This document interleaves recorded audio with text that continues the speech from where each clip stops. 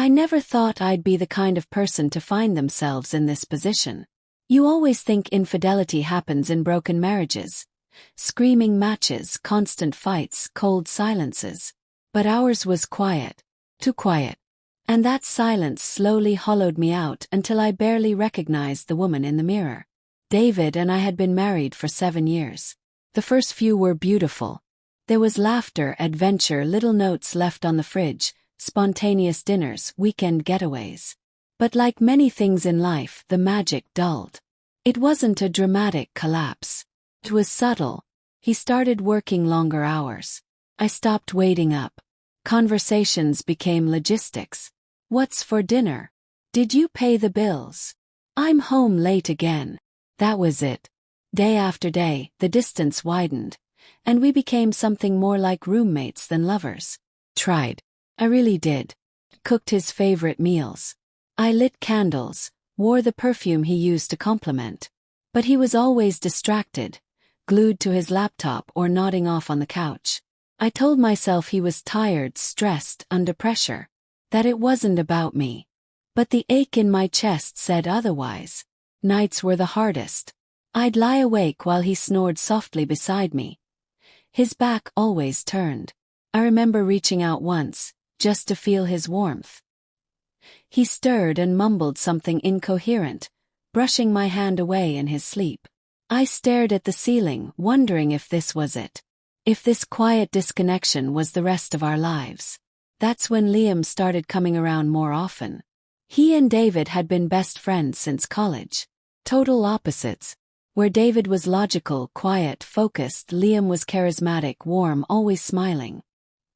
He had gone through a messy divorce a year ago and leaned on David for support.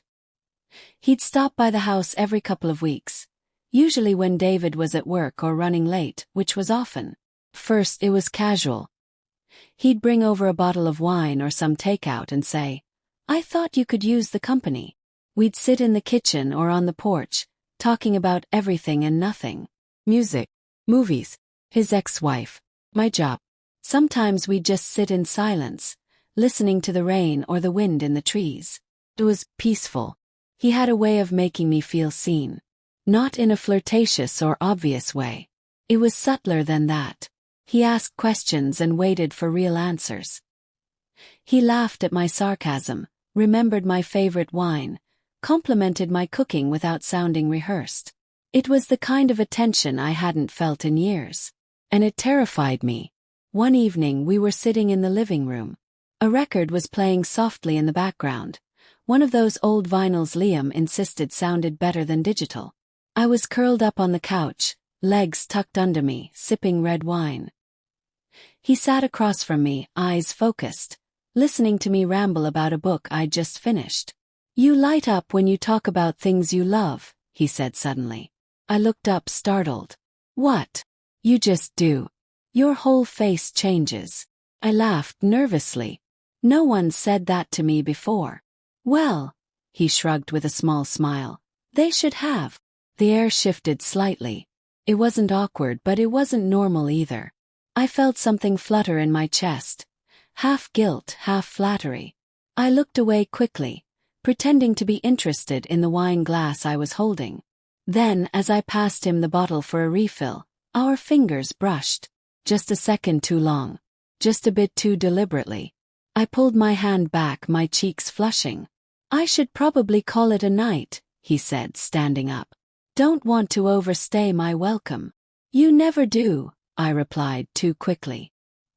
He smiled again, a little sad this time, and walked to the door.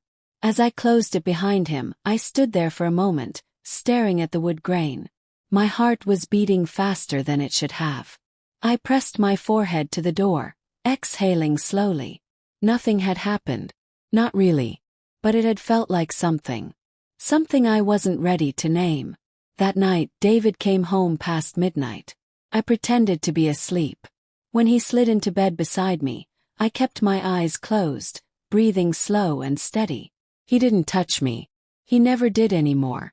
And all I could think about was the way Liam had looked at me, like I mattered. Like I was still worth noticing. That was the beginning. I didn't see it then, not fully. But that was the moment the line between loneliness and longing began to blur. It was a Thursday afternoon when Liam showed up unannounced. The sky was overcast, heavy with the promise of rain. David had flown out that morning for a 3-day work conference, and I was planning to spend the evening curled up on the couch with leftovers and a documentary I probably wouldn't finish. When I opened the door and saw Liam standing there with a bottle of wine and a paper bag, I was surprised but not unhappy. "I thought you could use some company," he said, lifting the bag slightly. "And I brought dessert." I hesitated for a second, just one, but then I stepped aside. "Come in." The house was quiet except for the ticking of the kitchen clock. I poured us each a glass of wine while he unpacked the bag. 2 slices of chocolate cake from that little cafe downtown. My favorite. We sat across from each other at the kitchen table, the way we had dozens of times before. But tonight felt different. Maybe because we were alone. Or maybe because I was finally acknowledging what had been building for weeks. Something unspoken but persistent, humming under the surface. He asked me how I was doing, and I surprised myself by answering honestly. "I'm tired," I said. "Tired of pretending everything's okay. Tired of waiting for something to change." He didn't try to fix it. He didn't offer platitudes or awkward reassurances. He just listened, really listened, and that made me want to keep talking. I told him about the silence in our bedroom, about the nights I spent staring at the ceiling while David slept beside me, completely unaware of how far I drifted. I told him how it felt to slowly disappear into a version of myself I didn't recognize. He looked at me, his expression soft. "You deserve more than that, Emily. You really do." There was no mistaking the way he said it. No confusion about the weight behind the words. And yet, I still pretended not to notice. I stood to clear the plates, suddenly needing to move, needing distance. But when I turned toward the sink, I felt him behind me. Close.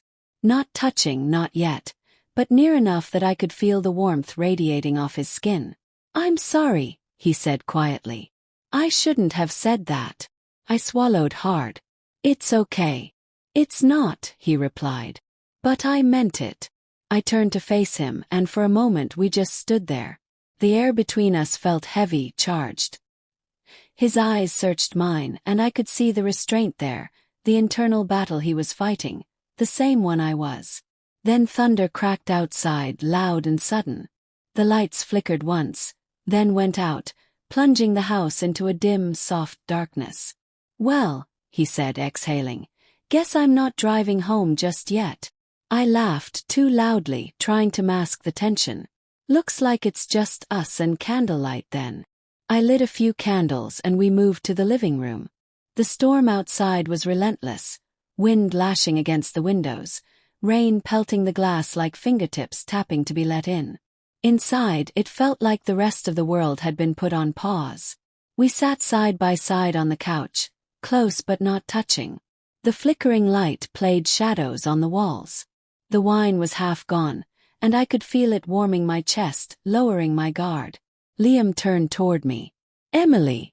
I looked at him, really looked, and all the reasons why this was a bad idea flashed through my mind. David, loyalty, marriage vows. But then came the counter-arguments. Loneliness, years of neglect, a quiet yearning that had gone unanswered for too long. When he reached up and gently brushed a strand of hair behind my ear, I didn't move.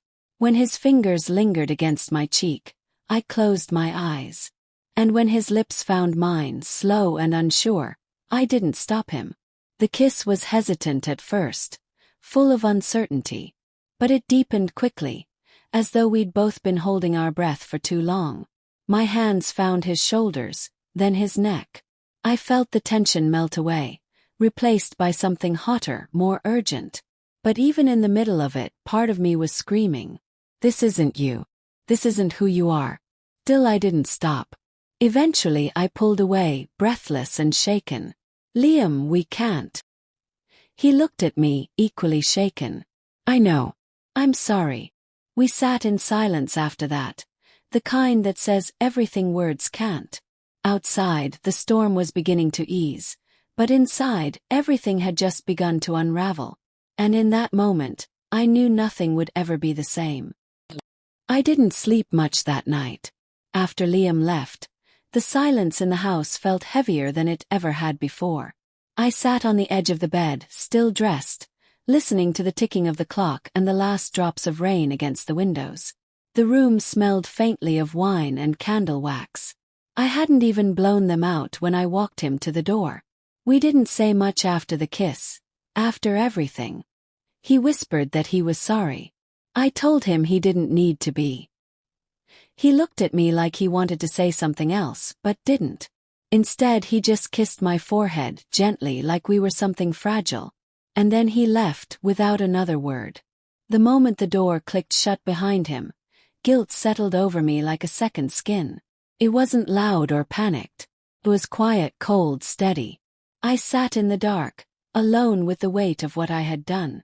When David came home the next evening, he kissed me on the cheek, dropped his suitcase by the door, and asked what I wanted for dinner. Like always, no questions, no suspicions. He sat at the table across from me, talking about flight delays and long meetings, completely unaware of the shift that had taken place in the space we shared. I watched him, every word he spoke sounding distant, muffled. I nodded, responded where needed, forced a smile. But something inside me had gone still. Not out of hate, not even out of regret. Just stillness. Over the next week, I waited for a message from Liam. Nothing. But nothing came. The following Sunday, David mentioned casually that Liam had been busy lately, that he hadn't returned his texts either. Probably buried in work, he said, shrugging. I nodded, pretending not to care. But I did care. More than I wanted to admit. One afternoon, I walked past the cafe where Liam had bought us cake. I glanced inside on impulse. He wasn't there. Of course he wasn't. Still, I went in and ordered a slice anyway. I sat by the window, picking at the frosting, trying to make sense of the knot in my stomach. I kept thinking about how quiet he had been when he left that night. How he'd looked at me like he already knew we'd crossed a line we couldn't uncross. Maybe he stayed away because he respected me. Or maybe he regretted everything. I didn't know which answer hurt more. Back at home, things with David remained unchanged. He still worked late. Still asked about errands and schedules, but never about me. It was like we were stuck in a loop neither of us was brave enough to break. One evening, I found myself in the park, sitting on a bench as the sun began to set. The sky was streaked with orange and purple, and kids were chasing each other on the grass nearby. I watched them, remembering a time when David and I had dreamed about having kids of our own. That dream felt distant now, like a book I once read and forgot the ending to. I thought about everything that led me here. The quiet, the loneliness, the night with Liam. I didn't feel proud. But I also didn't feel the shame I expected to carry forever. What I felt was more complicated than that. A deep ache, a sadness for the woman I had become, and the choices she had made to feel something again. I used to believe infidelity was black and white, that people cheated because they were selfish or careless. But now I knew it wasn't always that simple. Sometimes it wasn't about falling for someone new. Sometimes it was about slipping away from someone who had already let go of you a long time ago. Liam had been a mirror. He showed me what I was missing. Not romance, not passion, but presence, attention, newness. The terrifying realization that I had starved so long for it that when someone finally offered a taste, I lost myself in it. Back at home that night, David was already asleep. I stood in the doorway, watching him for a long time. He looked peaceful, tired, familiar. I didn't hate him, but I didn't feel close to him either. I crawled into bed beside him, staring at the ceiling just like before. But this time I wasn't wondering what went wrong. He knew. The silence between us hadn't just opened a door. It had built a wall. And somewhere along the way I had stopped knocking. And that, more than anything, was the story I never expected to live.